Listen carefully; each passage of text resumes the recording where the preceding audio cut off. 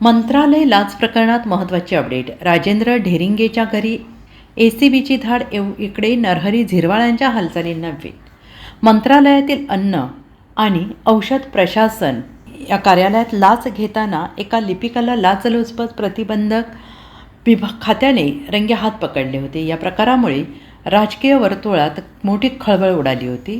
मंत्रालयातील आपल्या कार्यालयातील कर्मचारी लाच घेताना सापडल्यामुळे अन्न आणि औषध प्रशासन खात्याचे मंत्री नरहरी झिरवाळ हे अडचणीत आले होते आणि या प्रकरणात विरोधकांकडून त्यांच्या राजीनाम्याची मागणी केली जात असताना कारवाईला वेग आला आहे.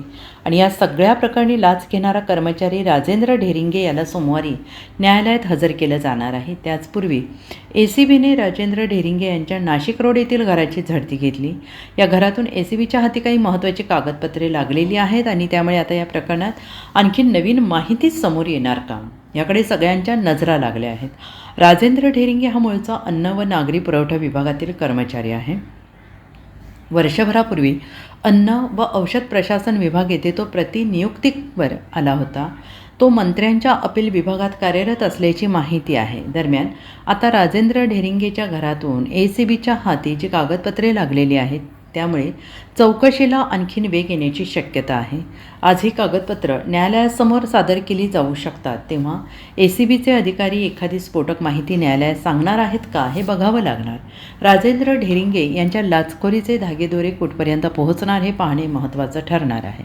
दरम्यान या सगळ्या घडामोडींच्या पार्श्वभूमीवर गेल्या 2 दिवसांपासून अज्ञातवासात असलेले मंत्री नरहरी झिरवाळ यांच्या हालचालींना वेग आल्याची माहिती आहे.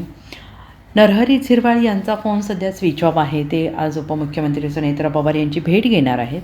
आज राष्ट्रवादी काँग्रेस पक्षाच्या कोर कमिटीची बैठक बोलवण्यात आलेली आहे. या प्रकरणी नरहरी झिरवाळ यांच्या प्रकरणाबाबत चर्चा होण्याची शक्यता आहे. तसेच मंत्री झिरवाळ लवकरच आपली बाजू मांडण्यासाठी मुख्यमंत्री देवेंद्र फडणवीस यांचीही भेट घेणार असल्याची माहिती समोर येते. Bureau report SBN Marathi, Mumbai.